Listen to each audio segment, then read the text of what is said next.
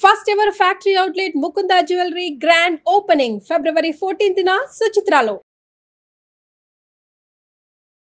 నమస్తే రమగారు. నమస్తే జయ. ఏదైనా ఒక మంచి కథ చెప్పండి. వెరైటీ కథ చెప్తాం. ఓకే. పూర్వం అంట గ్రీకు దేశంలో ఓ రాజుగారు ఉండేవారు.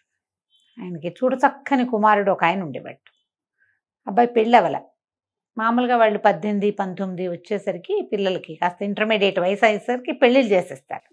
చేసేసి కొంచెం పిల్లలు బాగా అంతంత అయ్యాక అప్పుడు రాజకుమారుడు రాజు అవుతాడనమాట. అయితే రోజులు గడుస్తున్నాయి కానీ ఆ అబ్బాయి పెళ్లి చేసుకునేటానికి ఇష్టపడేవాడు కాదు. ఎప్పుడు పెళ్ళన్నా ఏదో ఒకటి చెప్పేవాడు. పెళ్ళి ఉండేది కాదు, మాట్లాడేవాడు కాదు, మూగబొమ్మలా ఉండేవాడు, పైకి కిందకి తిరుగుతూ ఉండేవాడు, ఎక్కడో ఒంటరిగా ఉంటూ ఉండేవాడు. పెళ్ళైతే లేదు. చూసిన వాళ్ళంతా అబ్బాయి ఎంత చక్కటి వాడు, వయసు అంతా పోతుంది అనుకునేవాళ్ళు. ఆ ఊళ్ళలో ఏంటంటే లేటుగా పుట్టిన సంతానం ఆరోగ్యంగా ఉండరని ఒక నమ్మకం. ఈ అబ్బాయి పెద్దవాడైపోతుంటే వాడి సంతానానికి మరి లేట్ ఏజ్ అయిపోతారు కదా. అంతేగా. అయితే రాణిగారికి ఏమనిపించేది, వీడు ఏదో తక్కువ జాతి పిల్లని ఎవరినో ప్రేమించాడు, రాజ కుటుంబంలో కాకుండా ఆ పిల్లని చేసుకుంటానంటే మేము ఒప్పుకోమని వీడిట తిరుగుతున్నాడు, ఈ ఒంటరిగా ఎక్కడికో వెళ్తాడు, ఆ పిల్లని ఎక్కడో కలుస్తున్నాడు వీడు, అలా అనుకునేది. ఊహిస్తారు కదా తల్లులు రకరకాల ఒకళ్ళు, వీడు మాపుగా ఉన్నాడు, మొహం మార్చుకుని ఉన్నాడు, కనపట్టలేదు, లేదా కనపడి కామ్గా ఉన్నాడు, సంథింగ్ ఏదో ఉంది అని చూసేది, అనుకునేది. అయితే ఏమైంది, ఒకనాడు ఆవిడ మేడ మీద నిలబడి అలా చూస్తుంటే ఈ రాజుగారి బిల్డింగు పెద్ద కోటల్లాగా అలాగేం లేవు. రాజుగారిది ఒక పెద్ద ఇల్లు, కిందకి పైకి చాలా ఫ్లోర్లు ఉన్నాయి. ఎదురుగుండా రోడ్డుకి అవతల ఒక కాపులో ఇల్లుంది. కాపులంటే ఈ మన పొలాలు అవి కాపలా కాసేవాళ్ళు. అతనికి 3 కూతుళ్ళు ఉన్నారు, పిల్లలు బాగున్నారు. ఆవిడేం చేసింది, మేడ మీద అన్ని పక్కలకి వెళ్ళి చూస్తే ఏ పక్క నుంచి చూసినా వాళ్ళ ఇల్లు కనపడుతోంది. ఓహో, ఇక్కడ 3 ఆడపిల్లలు ఉన్నారు, మనవాడు వయసుకు వచ్చే సాన్నాళ్ళు అయింది, చూసి ఎవరితో పిల్లని, ఈ పిల్లల్లోనే ఒక పిల్లని ప్రేమించుంటాడు, ఇదే కదా మరి రోజు కనపడే ఇల్లు. అందుకని ఏం చేసింది, వాళ్ళ ఇంటికి పోయి ఆ పెద్దమ్మాయిన పిల్లల్ని పిలిచింది. ఇవాళ ఒకళ్ళ మా ఇంటికి రండి, యువరాజు కనుక మీతో ఏదైనా మాట్లాడితే మిమ్మల్ని యువరాజుకి ఇచ్చి పెళ్లి చేస్తాను అని చెప్పింది. సరే, వాళ్ళల్లో వాళ్ళు ఆలోచించుకున్నారు. ముందు రోజు ఒకరోజు సాయంత్రం పెద్ద పిల్లని తీసుకొచ్చారు. పెద్దమ్మాయి వచ్చింది. పోయి యువరాజు గారి గదిలో ఒక పెద్ద గది, ఒక హాల్ లాంటిది, ఓ పక్కన మంచం కొంచెం అన్నీ ఉన్నాయి, ఓ పక్కన రాసుకునే టేబుల్, యువరాజు గారి పెంపుడు చిలకలు మైనాలు అవి ఉన్నాయి, తర్వాత లైట్లు దీపాలు అవి వెలిగించున్నాయి. అప్పట్లో కరెంట్ లేదుగా, పెద్ద పెద్ద కొవ్వొత్తులు ఏవో వెలిగించున్నాయి. ఈ పిల్ల పోయి అక్కడ ఉన్న ఒక సోఫాలో కూర్చుంది. బాగా చీకటి పడ్డాక యువరాజు గారు లోపలికి వచ్చాడు. ఈ పిల్ల శుభ సాయంత్రం యువరాజా అంది. ఆయన చూడకుండా పోయాడు. అలా వెళ్ళిపోయి ఆ బల్ల దగ్గర కూర్చుని ఏమిటో రాసుకుంటున్నాడు. ఈ పిల్ల చూసింది ఎంతసేపు చూసినా ఆ యువరాజు తలకాయ తిప్పి చూడ్డే, కూర్చుని సోఫా మీద పడుకొని నిద్రపోయింది. ఆయన దారిని ఆయన పోయి పడుకున్నాడు. ఇక్కడ ఒక మనిషి ఉందన్న జ్ఞప్తి కూడా ఆయనకి లేదు, ఆ ధ్యాసే లేదు. తెల్లవారేసరికల్లా రాణిగారు వచ్చింది. ఏమైంది అమ్మాయి అని అడిగింది. నాతో మాట్లాడలేదండి, నేను శుభ సాయంత్రం చెప్పాను, ఏమి మాట్లాడలే, ఆయన నా కేసు కూడా చూడలేదు. సరే, అయితే ఈ పిల్ల కాదనమాట అని ఈవిడేం చేసింది, 2వ పిల్లని తీసుకొచ్చింది.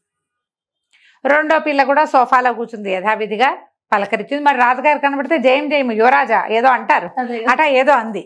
ఏమన్నా ఆయన వినిపించుకోవాలి, రాసుకుంటున్నాడు, ఏదో బొమ్మ వేసుకుంటున్నాడు. చూసి చీకటి పడ్డాక పిల్లలకి, ఏ పిల్లకైనా నిద్ర రాక ఏమవుతుంది, నిద్రపోయింది. 3వ పిల్ల మంచి చురుకు, చెకుముకి, మామూలుది కాదు అది. సరే, రాణిగారు రమ్మనేసరికి లోపలికి వచ్చి ఏమండి ఈ బట్టలతోటి యువరాజుని కలిస్తే ఏమైనా బాగుంటుందంటారా, ఇది మరి పాత బట్టలు కదండి నావి అంది. అనగానే రాణి అనుకుంటామో ఇది మంచి చురుగ్గా ఉంది అని చెప్పి ఏం చేసింది, ఆవిడ చక్కటి రవ్వలు పొదిగిన మంచి ముఖమాల బట్టల్ని కట్టబెట్టింది పిల్లకి. పిల్ల తడుక్కుమంటుంది అందులో. ఆవిడ శుభ్రంగా అది మొహం కడుక్కుని ఆవిడ ఇచ్చిన 1-2 నగలు పెట్టుకుని డ్రెస్ వేసుకుంటాయి. ఆవిడంది, అబ్బబ్బలే అందగత్తెవే నువ్వు, మీ అక్కయ్యల కంటే నువ్వు బాగున్నావు, నువ్వే నా కాబోయే కోడలువో ఏమిటోను, చక్కగా కూర్చో, పలకరించు, మీ అక్కయ్య వాళ్ళగా పడుకుని నిద్రపోబోక అని చెప్పేసరికల్లా సరే పిల్ల వెళ్ళి సోఫాలో కూర్చో. యువరాజు గారు వచ్చాడు. ఆయన దారిని ఆయన కూర్చొని రాసుకుంటున్నాడు. జయం యువరాజా అంది, మాట్లేదు. 3వసారి కూడా ఆయన అట్టగే ఉన్నాడు. అలా చూసి యువరాజు పక్కన బల్ల మీద ఆ పంజరంలోంచి ఒక మైనా లేచి వచ్చి కూర్చుంది. ముక్కుని ఇలా రెక్కల్లో పెట్టుకుని కూర్చున్నది. మైనా నువ్వైనా మాట్లాడతావా నాతో అంది. ఆ మైనా అంటే దాన్ని పిలిస్తే దానికి ఏం వినపడుతుంది, అది అటకి కూర్చుంది. సరే, 2వ పక్కన ఒక పెద్ద క్యాండిల్ వెలిగించింది. ఈ పిల్ల, ఓ కొవ్వొత్తి నాతో మాట్లాడతావా కాసేపు నువ్వైనా కబుర్లు చెప్దు. ఈ గదిలో ఇంతసేపటి నుంచి కూర్చుంటే ఒక్కళ్ళు మాట్లాడటలేదు, మైనా మాట్లాడదు, నువ్వైనా మాట్లాడు అని ఆ కొవ్వొత్తితో ఇట్లా కబుర్లు చెప్పటం మొదలుపెట్టింది. ఈ అబ్బాయి రాసుకుంటున్నాడు కదా రాజకుమారుడు, కొవ్వొత్తి కొవ్వొత్తి నీకేం కావాలి, కాసేపు నోరు మూసుకో అన్నాడు. అనేసరికి ఊరుకుంది అమ్మడు. అక్కడే పడుకుని నిద్రపోయింది. తెల్లారే రాణిగారు వచ్చింది. ఏమే అమ్మాయి, ఏమన్నాడు యువరాజు అంటే, చక్కగా ఇక్కడ కూర్చున్నారండి, బోళ్ళు కబుర్లు చెప్పుకున్నాం మేమిద్దరం, నా చేయించుకున్నారు, మీ ఇల్లు ఎక్కడా ఏమిటి అని అడిగారు, ఏమైనా తిన్నావా అన్నారు, నా కుశలం కనుక్కున్నారు, నాకు ఎంతమంది అక్కజల్లిలో కనుక్కున్నారు అనగానే రాణిగారికి ఎంత సంతోషం వచ్చిందో. అన్ని మాటలు మాట్లాడేటే మా అబ్బాయి అంది. అబ్బో ఎంత బాగా మాట్లాడాడు అంటే, ఆ మైనాని అడగండి కావాలంటే. ఆ మైనా తలకాయ ఎత్తి చూసింది, అది ఎందుకో చూసింది. అప్పుడు రాణిగారు అంది, సరే అయితే ఇవాళ కూడా ఉండు నువ్వు ఇక్కడే అని చెప్పింది. సరే ఏమైంది, అది మళ్ళీ రాణిగారు ఆ పిల్లకి చక్కగా తినడానికి అవి ఇవి పెట్టించింది, ఇంకో జత మంచి బట్టలు ఇప్పించింది. చక్కటి బట్టలు కట్టుకుని కిటికీ దగ్గర కూర్చుంది. కిటికీ అవతల వాళ్ళ ఇంట్లో కనపడుతుంది కదా, ఆ అక్కయ్యలు ఇద్దరు వచ్చారు. ఏమీ నువ్వు ఇంటికి రావుటే అన్నారు. నేను రాను, యువరాజు రాత్రి నాతో మాట్లాడాడు, ఇవాళ కూడా మాట్లాడతాడేమోనని రాణిగారు నన్ను ఇక్కడే ఉండమన్నారు అనేసరికి వీళ్ళంతా దొంగ మొహంది, దీంతో ఎందుకు మాట్లాడతాడు, మనతో మాట్లాడిన వాడు దీంతో ఎందుకు మాట్లాడాడు, ఏదో ఎత్తేసింది, హాయిగా రాజమహల్లో ఉండి మంచి మంచి బట్టలు కట్టుకుని శుభ్రంగా తినటానికి ఇది అని అనుకొని ఏమన్నారు. మరేమో మేము ఒక వ్యాపారస్తుడి దగ్గరికి వెళ్ళాం పొద్దున్నే, వాళ్ళు ఒక మంచి ముత్యాల పేరు అమ్మకానికి వచ్చింది, ఎంత బాగుందో యువరాజు నడి కొనుక్కోవే అన్నారు. అనేసరికల్లా సరే ముత్యాల పేరు తెచ్చి చూపించండి నాకంతే. సాయంకాలం ఏం చేసింది, మళ్ళీ సోఫాలో కూర్చుంది పోయి. రాత్రి చీకటి పడేసరికి పగలల్లా యువరాజు కనపడలేం, అతను మళ్ళీ వచ్చాడు. వచ్చేసరికల్లా ఈ పిల్ల కూర్చుని కొవ్వొత్తి కొవ్వొత్తి చక్కటి ముత్యాల పేరు అమ్మకానికి వచ్చింది, మా అక్కయ్యలు కొందామంటున్నారు, కొనుక్కోమంటావా వద్దంటావా అని కొవ్వొత్తిని అడుగుతుంది. ఇది రాజకుమారుడు అన్నాడు, కొవ్వొత్తి కొవ్వొత్తి నీకు కావాలంటే కొనుక్కో అన్నాడు. అనేసరికల్లా ఈ పిల్లంది, కొవ్వొత్తి కొవ్వొత్తి కొనుక్కోవాలంటే డబ్బులు ఉండద్దు అంటే, రాజుగారు రాజకుమారుడు అన్నాడు, కొవ్వొత్తి కొవ్వొత్తి అలమార్లో కాసులు ఉన్నాయి, ఎన్ని కావాలంటే అన్ని తీసుకో, కావాలంటే కాసులు ముత్యాల పేరు కొనుక్కో, లేకపోతే కాసుల పేరు కొనుక్కో అనగానే పిల్ల ఏం చేసింది, చక్కగా అలమార తీసి అందులోంచి డబ్బులు తీసుకుంది. మర్నాడు అక్కయ్యలకి ఇచ్చింది, ఇగో కాసులు ఇచ్చాడు రాజకుమారుడు ముత్యాల పేరు కొనుక్కోమని. ఆశ్చర్యపోయారు, అమ్మా ఎట్లా వచ్చినాయి దీని దగ్గర డబ్బులు. సరే అయినా సరే వాళ్ళకి నమ్మకం లేదు, చెల్లెలు టక్కరిది, వాళ్ళకి తెలుసుగా, అక్క చెల్లికి తెలీదు, ఇదేదో మాయ చేస్తుంది, సరే రేపు మేము కూడా భోజనానికి వస్తాం, యువరాజుతో పాటు భోజనానికి వస్తాం, మమ్మల్ని భోజనానికి పిలవమని అన్నారు. అనేసరికి సరేనంతే. రాణిగారికి చెప్పింది, ముత్యాల పేరు కొనుక్కోవడానికి డబ్బులు ఇచ్చాడని రాణిగారికి చెప్పేసరికల్లా ఇంకేముంది, రాణిగారి ఈ పిల్లనే వీడికి నచ్చింది, కాపల పిల్లని ఆగాడు ఇన్నాళ్ళును, సరేలే ఇక్కడే ఉంచితే మెల్లిగా పెళ్లికి దిగుతాడు అని చెప్పి పిల్లని ఇంట్లోనే ఉంచుకుంది. మా అక్కయ్యని భోజనానికి పిలుస్తానంటే ఆవిడ పిలవమంది, యువరాజే పిలవమన్నాడని ఈ పిల్ల చెప్పింది వాళ్ళకి. పిలవమన్నాక సాయంకాలం చీకటి పడింది, యువరాజు పగలల్లా కనపడ్డు కదా, ఇంకా చీకటి కూడా పడలా, ఇంకా ముందే వచ్చారు భోజనానికి.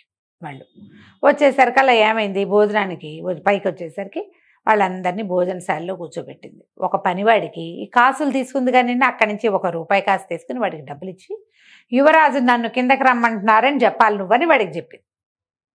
అక్క చెల్లి పెద్దక్కయ్యలు ఇద్దరు భోజనానికి కూర్చున్నారు. ఇది మా సాయంకాలం 3:30-4 గంటల వేళ, వాళ్ళ పద్ధతులు అవి. ఆడ కూర్చుంటే ఈ పనివాడు వచ్చి, చిన్నమ్మాయి గారు మిమ్మల్ని యువరాజు గారు కిందకి రమ్మంటున్నారండి అని చెప్పాడు. చెప్పేసరికల్లా మీరు ఇక్కడే ఉండండి, మీరు తింటూ ఉండండి, యువరాజు ఏదో ఒక వేళకు వస్తాడు, ఆయన ఎందుకో రమ్మన్నాడు నన్నని రాణి గారికి కూడా ఆ మాటే చెప్పి దిగేసింది. తెలివి. దిగిన తర్వాత ఏం చేస్తుంది, ఆయన రమ్మల్లా గిమ్మల్లా ఈ మెట్లు దిగుతూ ఉంటే, మెట్లు దిగి కింద ఫ్లోర్కి వస్తుంటే ఆ అమ్మాయికి కను చీకటిగా ఉన్న మెట్ల వరసలో ఇంకో మెట్లు కిందకు ఉన్నట్టు కనపడింది. అప్పటిదాకా ఆ కింద మెట్లు అన్న అమ్మాయి చూడలే. కొంచెంసేపు ఇక్కడ టైం పాస్ చేయాలి, తను అక్కడే ఉన్నట్టు తెలియకూడదు, అందుకని ఆ మెట్లు దిగింది. ఆ మెట్లు కూడా దిగితే ఆ మెట్లు ఇంకో కిందకి దారి తీస్తున్నాయి, ఇంకా కిందకి వెళ్ళేసరికల్లా 3 ఫ్లోర్లు దిగేసింది కిందకి, లోపల ఉన్నాయి అవి. దిగేసరికల్లా అక్కడ దిగుతూ ఉంటే దానికి వెలుతురు తక్కువగా ఒక్క కొవ్వొత్తే ఉన్నట్టు సముద్రపు ఘోష లాంటిది ఏదో వినపడుతున్నట్టు తెలిసింది. ఏమిటో ఉంది కింద చూద్దామని, తెంపరిది కదా పిల్ల, అందుకే ఇంత పని చేసింది. దిగి వెళ్ళేసరికల్లా కిందంతా పల్లేరుంది. ఈ పల్లేరు అంటే ఏమిటి, సముద్రాల్లోనూ అక్కడ సముద్ర తీరాల్లో పాకేటువంటి ఒక రకమైన ముళ్ళ పొదలు అవి. నేలంతా పల్లేరే ఉంది. అక్కడికే సముద్రపు అలలు ఏవో వస్తున్నాయి. చిన్న శబ్దం వినపడుతోంది. కిందకి వెళ్ళి చూస్తుంది కదా, బాగా దగ్గరికి వెళ్ళి చూస్తే ఎవరో పడుకున్నట్టు కనపడింది. దగ్గరికి వెళ్తే ఆ పల్లేరు మీద యువరాజు పడుకుని ఉన్నాడు. ఆ పక్కన ఒక అందగత్తె అయిన ఒక అమ్మాయి పడుకుంది. కానీ ఆ అమ్మాయి మనుషుల్లాగా లేదు, ఒక సముద్రపు స్త్రీలాగా ఉంది. దాని అంటే వాళ్ళ ఒక చిత్రమైన మనుషులు చెప్పుకుంటారు కథల్లో, వాళ్ళకి తెలుసు. కానీ ఆ పిల్ల ఎప్పుడు వాళ్ళని చూడలా, కథల్లో చెప్పుకోవడమే తెలుసు. మనం చెప్పుకుంటాం కదా సాగర్ కన్యలు, అలాంటి ఒక అమ్మాయి ఉంది. వీళ్ళిద్దరి మధ్యలో చంటి పిల్లాడు ఉన్నాడు. ఆ పిల్లాడు పల్లేరు మీదే పడుకుని ఉన్నాడు. వాడి నెత్తి కూడా ఇట్ట పల్లేరు పట్టుకుని ఉంది. యువరాజు తలకి పల్లేరుంది, ఆ పడుకున్న అమ్మాయి తలకి పల్లేరుంది. చూసేసరికల్లా అనిపించింది, ఓహో ఈ యువరాజు ఇంతకాలము పెళ్లి చేసుకోవడానికి అసలు కారణం ఇదెవరో ఉంది ఇక్కడ. అందుకే పగలల్లా కనపడ్డు, చీకటి పడితే గాని పైకి రాడు. అతను ఎక్కడుంటాడో ఎవ్వరికీ తెలీదు, ఎవరితోటి మాట్లాడు, మూగబొమ్మలాగా ఉంటాడు. సరే ఏం చేసింది, శబ్దం కాకుండా మెట్లెక్కి పరిగెత్తుకుంటూ పైకి వెళ్ళిపోయి మీరు అన్నం తినండి అని అక్కయ్యలకు చెప్పి రాణిగారికి చెప్పితే, యువరాజు గారు ఎవరికో జాతకర్మ చేయించాలనుకుంటున్నారు, పేరు పెట్టిస్తారట. 3 జతల పట్టుబట్టలు, ఓ ముఖమల్ దిండు, ఓ వెండి దువ్వెన ఇవ్వమన్నారు అని చెప్పేసరికల్లా రాణిగారు ఏం చేసింది, భోజనాల దగ్గర నుంచి లేచి వీళ్ళు అక్కడ ఇద్దరిని అన్నాలు తినండమ్మా, మీరు తినండి అని ఎంకరేజ్ చేసి ఆవిడ అవతలకి వెళ్ళి ఇవన్నీ వస్తువులు తెచ్చిచ్చింది. ఈ అక్కయ్యలు మాత్రం దొంగమొహంది, యువరాజు ఎలాగురాడు, ఇదే ఎవడికో డబ్బులు ఇచ్చి ఏర్పాటు చేసింది, ఇక్కడ ఏదో నాటకం ఆడుతోంది, దీన్ని నమ్మకూడదు అనుకున్నారు వాళ్ళు. వాళ్ళకి తెలుసు దీని సంగతి. పిల్ల ఏం చేసింది, ఆ వస్తువులన్నీ పుచ్చుకొని పరిగెత్తుకుంటూ మళ్ళీ కిందకి వెళ్ళిపోయి ఆ పిల్లాన్ని అలాగా ఎత్తి పల్లేరు మీద పడుకుని ఉన్నాడు పిల్లవాడు. ఆ ముఖమలు దిండు పెట్టి దాని మీద ఆ పిల్లని పెట్టి ఆ వెండి దువ్వెన తెచ్చిందిగా, వాడి నెత్తంతా దువ్వేసి ఆ పల్లేరుకాయలన్నీ పోగొట్టేసింది. తలకాయ నున్నగా దువ్వింది మనుషుల్లాగా. పల్లేరులు ఎవరికి ఉంటాయి, ఆ సముద్రంలో పెరిగే గడ్డి సముద్రంలో ఉండే వాళ్ళకు ఉంటుంది. పిల్లాన్ని నున్నగా చేసేసింది. తర్వాత బాగా ఆలోచించి అలాగా యువరాజు తలకాయ అంతా దువ్వేసింది నీట్గా. మళ్ళీ ఆ అమ్మాయికి చూస్తుంటే వాళ్ళు మంచి గాఢమైన ఇద్దరున్నారు, కదలటల్లా. ఆవిడ నెత్తి దగ్గర కూర్చుని ఆవిడ తల కూడా దువ్వేసి మొత్తం పల్లేరు అంతా దులిపేసింది. ఏమీ పల్లేరు లేదు నెత్తి మీద.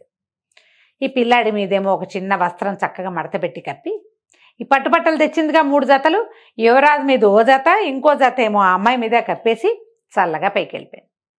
దువ్వెన పట్టుకెళ్ళిపోయింది, వెండి దువ్వెన